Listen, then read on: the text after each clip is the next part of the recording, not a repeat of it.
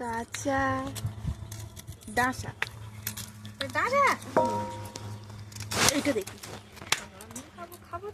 ওই এইটা সেই কদবেল দেখে কার কার জিভে জল আসছে বলো দেখি।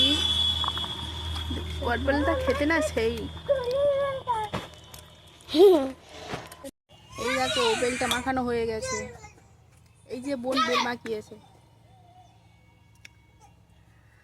কাঁচা লঙ্কা, সর্ষের তেল, চিনি আর লবণ।